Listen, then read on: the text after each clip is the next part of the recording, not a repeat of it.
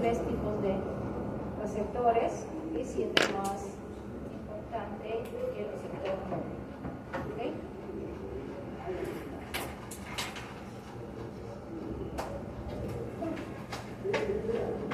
¿En qué casos usamos los opioides? ¿En qué tipo de dolor? Dolor superficial, un dolor crónico, un dolor, también habíamos visto dolores neuropáticos. ¿Qué tipo de dolor podría utilizarlos? ¿Okay? Los opioides. ¿Un dolor crónico? Claro, un dolor que es muy fuerte, vamos a utilizar los opioides. ¿Okay? Aquí tenemos los sitios donde van a poder tener acción estos fármacos, pero hay algo que siempre nos va a tener cuidado, es en el efecto que va a tener. Como es depresor, ya se les había mencionado, cuando un fármaco es depresor, va a ser depresor en todas las partes del organismo, porque no hay un fármaco que sea inteligente y que diga, como me sale de la cabeza, solo me iré a lo que es cabeza. No existen ese tipo de fármacos. Entonces hay que tener cuidado con los fármacos opiáceos. ¿Por qué? Porque pueden deprimir el centro de la respiración, está a nivel del tronco encefálico. Recuerden que ahí está. Ahí tiene sus receptores opiáceos que también pueden deprimirlo y pueden llevar a la muerte al animal por depresión de la respiración. En este caso vamos a ver el mecanismo del dolor, un dolor de tipo periférico. Vemos que va a producirse la noxa. La noxa va a permitir la liberación de ciertas sustancias como prostaglandinas, radiquilinas, que lo que van a hacer es ser captados por receptores y estos van a ser llevados hacia su centro de regulación vía sensitiva. Aquí van a entrar por el asta dorsal y recuerden que tiene que subir ¿hacia dónde? Hacia corteza para que se haga consciente. Si no hay conciencia, no vamos a sentir dolor. Asimismo, vamos a ver que la presencia de estas sustancias pueden permitir la liberación de otras sustancias que van a llevar a lo que es los signos de la inflamación, que está mediada por células del sistema inmune.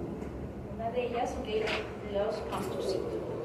Que van a liberar histamina, que también van a ser como un efecto de refuerzo para ese primer estímulo que va a ser la noxa. En cuanto al dolor de tipo periférico. Estas sustancias que se están liberando, como por ejemplo las prostaglandinas, van a tener efectos sobre los cuatro se llaman los 4 puntos cardinales de la inflamación, si se acuerdan. ¿Se ha llevado pato? No. ¿Todavía? ¿Vicio pato? Todavía Recién, profe. En patología, les deben hablar de los 4 puntos de la inflamación, ¿o no? ¿No? ¿Todavía? Todavía, profe. Ese es sistémico, ese es parte básico, no es sistémico. Estamos recién en alteraciones hemodinámicas. Ya, bueno, hay 4, 4 puntos. Uno va a ser el rubor, es decir, lo rojito que se pone en la zona afectada. El tumor que se vuelve, ¿ya ven? Creo. ¿Qué? El tumor, ¿qué sería el tumor? ¿No es que le sale un tumor? ¿Qué sería el tumor? No, el tumor es aquella masa, incremento que va a haber, esa inflamación que va a haber, por eso se llama tumor. No es que hay un tumor ahí. Cuando ustedes se cortan, por ejemplo, a veces se hinchan, ¿sí? Un poquito, ese es el tumor. ¿Por qué? Porque ahí va a haber una acumulación de fluidos, algo parecido como un edema, algo así, lo que dice aquí, incremento de fluidos y células del plasma en el lugar del daño. Es decir, hay un incremento del tamaño. Les araña, porque les araña el gato y pum, ¿no? La parte donde les ha arañado es como si estuviera hinchadito. Eso es por el acúmulo de extracelular. Dolor, ¿ok? Debido al tumor y por las mismas prostaglandinas y el calor, ¿ok? Siempre esos son los 4 puntos cardinales de la inflamación del tejido dañado. ¿Por qué razones se dan cada una de estas? En el caso del rubor vamos a ver que va a haber una vasodilatación por la liberación de tanto de prostaglandinas como de histamina, ¿ok? En el caso del tumor, ¿okay? Vamos a ver que este incremento de fluidos, ¿okay? Y células del plasma en ese lugar se debe a que debido a las prostaglandinas, a las histaminas y las quiminas, si se acuerdan del sistema quiminas, ¿verdad? De regulación, de regulación de la presión arterial, ¿no? ¿Okay?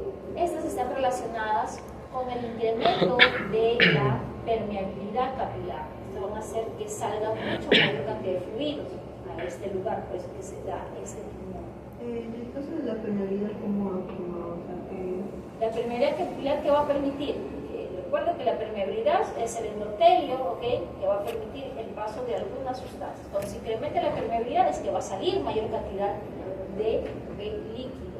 Eso está relacionado con la presión hidrostática. no, me refiero a cómo las prostaglandinas, las histaminas, afectan a la membrana de la... Claro, van a incrementar la permeabilidad, van a hacer que ellas sean mucho más permeables a el líquido, ¿a qué? Por ejemplo, a la sangre. Recuerden que cuando hablaban de las fuerzas de Starling, ¿okay? Hablaban de la presión hidrostática, la presión oncótica, tanto en el intersticio como el líquido, ¿okay? Intravascular. Entonces, cuando se incrementa la permeabilidad vascular, ¿qué va a pasar? La presión hidrostática va a poder, ¿okay? hacer que sea tan fuerte que pueda salir mayor cantidad de líquidos. ¿Se acuerdan cuando hablamos de esas 4 presiones? Se hablaba del edema, cuando no había un equilibrio.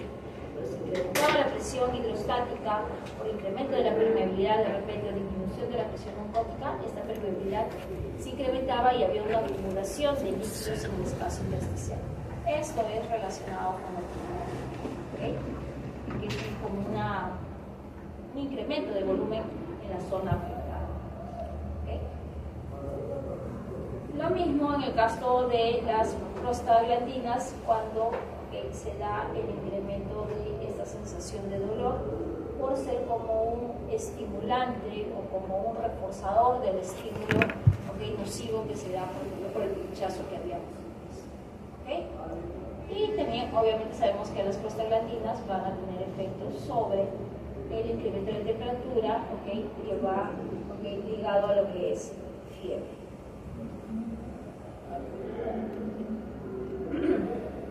En cuanto a los fármacos de tipo antiinflamatorios, ¿okay? Que van a ir en contra de estas, ¿okay? Signos, vamos a tener, ¿okay? En realidad 3 grandes grupos, ¿okay? Serían 2 grupos, porque serían los esteroideos, ¿okay? Y los no esteroideos. ¿Okay? Dentro de los esteroideos tenemos los clásicos, los corticoides, ¿okay? Y su representante, ¿okay? Más conocido, que es la dexametasona, ¿okay? Se dice que son esteroides, ¿okay? ¿De quién estamos hablando? ¿De quién es su precursor? Del ¿Colesterol? colesterol, ¿ok? Y los no esteroideos que van a venir, obviamente que no van a ser, ¿ok? Corticoides, estos van a ser ¿quiénes? Los inhibidores de la COX, ¿ok? Y los antagonistas del receptor MP4. Los inhibidores de la COX, ¿cuáles son? Recuerden, ¿ok? Que a partir del ácido araquidónico, ¿ok? Se va a estar formando ¿quién? Por ejemplo, tromboxano A2, ¿okay? Prostaglandinas. Entonces, las enzimas, las vías que las van a producir, ¿quiénes son? COX-1 y COX-2. ¿Okay? Por eso es que hablan de inhibidores de la COX. ¿Okay? Entonces, ¿qué pasa? Si el ácido araquidónico está, y si yo inhibo las enzimas que van a producir, por ejemplo, prostaglandinas, ¿qué cosa estaré inhibiendo? Mucho. Claro, la producción de esta estaré eliminando, por ejemplo, dolor, estaré disminuyendo lo que es tumor, calor, porque miren, todas las prostaglandinas que tienen este efecto. No todas las prostaglandinas van a tener efecto nocivo, hay algunas que van a tener un efecto protector, por ejemplo, en el caso de la mucosa gástrica, porque tiene un efecto de tipo protector, ¿sí? Y también tenemos los inhibidores de lo que son los antagonistas para lo que son los leucotrienos, ¿ok? Estos son los antiinflamatorios, ¿ok? Los AINES que habíamos mencionado.